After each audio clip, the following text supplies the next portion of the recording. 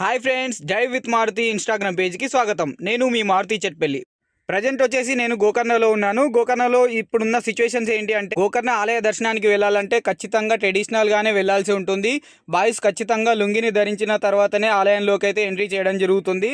So మనం ఒకవేళ లుంగిని మర్చిపోయి వచ్చినట్లయితే మనకు ఇక్కడనే ఉన్న మెయిన్ బీచ్ దగ్గర అయితే మనకు లుంగీస్ అయితే అవైలబుల్గానే ఉన్నాయి. ప్రస్తుతము గోకర్ణలో ఉన్న మెయిన్ బీచ్, ఓం బీచ్, కుడ్లీ బీచ్, ప్రతి ఒక్క బీచ్ అయితే ఓపెన్గానే ఉన్నాయి. కాకపోతే వర్షాల కారణంగా ఇక్కడ యాక్టివిటీస్ని అయితే స్కూబా డైవింగ్ లాంటి యాక్టివిటీస్ని అయితే నిలిపివేయడం జరిగింది.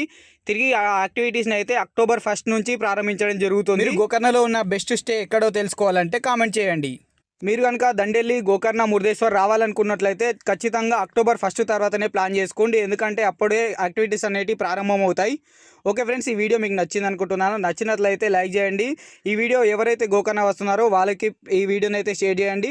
మరి ఇలాంటి ట్రావెల్ ఇన్ఫర్మేషన్ వీడియోస్ కోసం మన ఇన్స్టాగ్రామ్ పేజ్ని ఫాలో చేసుకొని పెట్టుకోండి. Okay friends, thank you for watching our video.